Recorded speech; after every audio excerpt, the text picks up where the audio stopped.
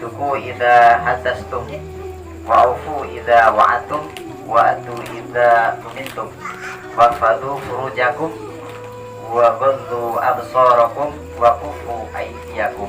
Rawahu Baihaqi an Ubadah bin Shamit.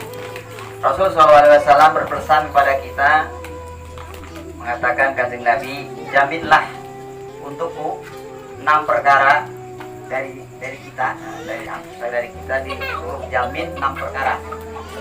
Maka kata Nabi, akan dijamin oleh Nabi akan dimasukkan surga. Jadi jaminlah untukku dengan apa yang kita lakukan. Itu ada 6 perkara. Kalau kita bisa melakukan tersebut, maka kita dijamin oleh kanjeng Nabi bakal dimasukkan dalam surganya Allah Subhanahu wa taala. Ini tidak gampang, ini kayaknya susah semuanya. Yang pertama adalah usduku idza hadastum. Lalu jujurlah kalau berbicara. Itu susah, enggak gampang.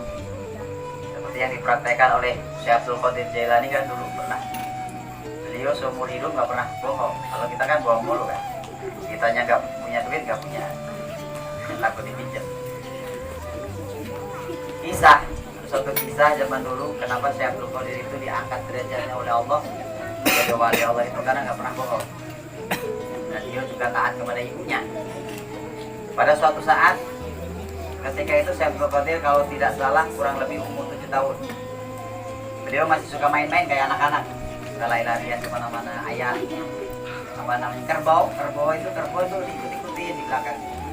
Pada suatu hari kerbau itu bisa ngomong, "Hei, Abdul Qadir, kamu itu diciptakan bukan untuk seperti ini, main-main." Jadi gitu. Jadi kerbau itu bisa ngomong kepada Abdul Qadir Jailani, "Hei Abdul Qadir, jangan, kamu itu diperintah oleh Allah bukan untuk seperti ini, untuk main-main." Kaget Abdul Qadir, saking takutnya ada kerbau bisa ngomong. Akhirnya lari ke ibunya laporan. Nah, berarti udah saatnya. Lalu ibunya nyuruh supaya nyari ilmu, supaya hijrah ke, kalau tidak salah mau ke Busro itu tempat para ulama. Dia dikasih ongkos itu kalau nggak salah berapa dinar ya, peninggalan orang tuanya yang udah meninggal dunia, bapaknya. Dijahit sebelah ketek, dijahit, duitnya dijahit. Nah, cuma ibunya pesan, "Ya Abdul Qadir, pesan ibuku cuma satu. Mungkin kita tidak akan pernah bertemu lagi kecuali nanti mungkin di akhirat surga. Pesannya itu aja. Jangan sekali-kali seumur hidup bohong." Itu yang jadi pesannya kepada Syekh Abdul Qadir. Ketika itu berangkatlah Syekh Abdul Qadir Jailani, berangkat bersama kafilah, bersama rombongan orang dagang, berangkat ke Benda Madinah ya, Busro, daerah Basro, gimana dia.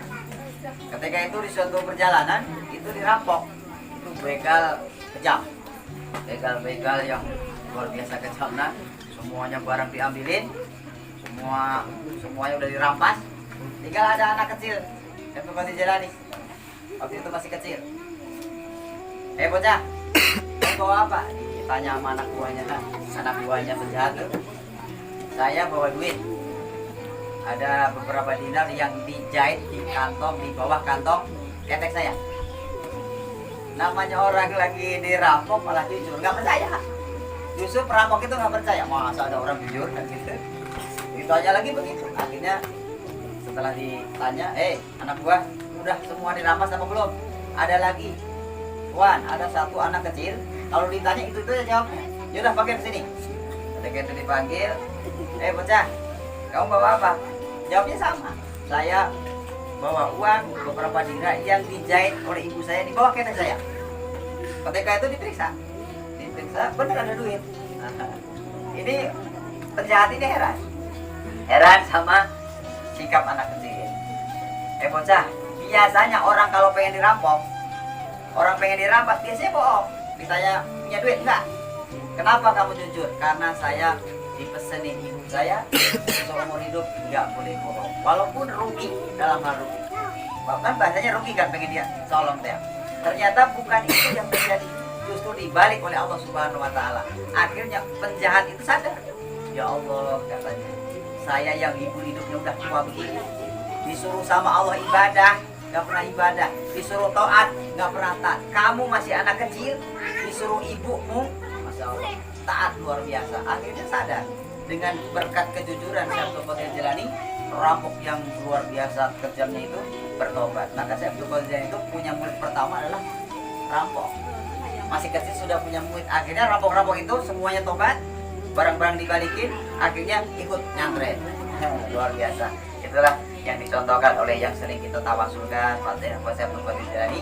Beliau yang kita contoh juga bukan hanya memuji kebesaran kewalian beliau, tapi akhlak beliau luar biasa, mengikuti akhlak Rasul SAW, yaitu Siddiq kan. Rasulullah itu tidak pernah berdusta. Mudah-mudahan kita dikasih oleh Allah kekuatan, sebab jujur itu gak gampang. Mudah-mudahan dikasih la haula wala quwata illa billah. Minta ke Allah supaya lidah kita ini dituntun sama Allah supaya selalu jujur. Amin ya rabbal alamin. Itu yang pertama, kalau kita jujur dijamin oleh Kanjeng Nabi surga.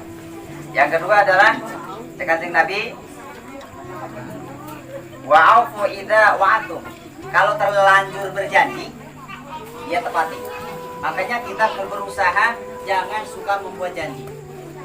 Kalau kita misalnya berjanji, dikasih insya Allah. Kalau misalnya kita bisa, yakin kita bisa, kita ucapkan insya Allah. Tapi kalau yakin nggak bisa, jangan sekali-kali bilang insya Allah, itu bohong.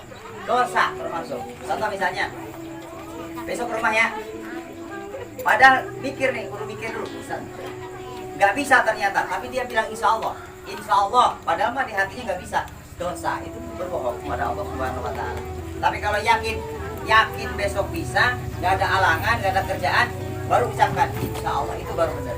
Walaupun besok nggak bisa hadir, misalnya ternyata ada halangan, nah itu termasuk bisa diampuni janjinya. Tapi kalau misalnya dikit-dikit insya Allah, itu bisa nanti dicap oleh Allah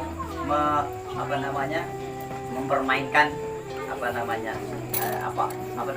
janji Allah, termasuk ya. Jangan sampai kita seperti itu.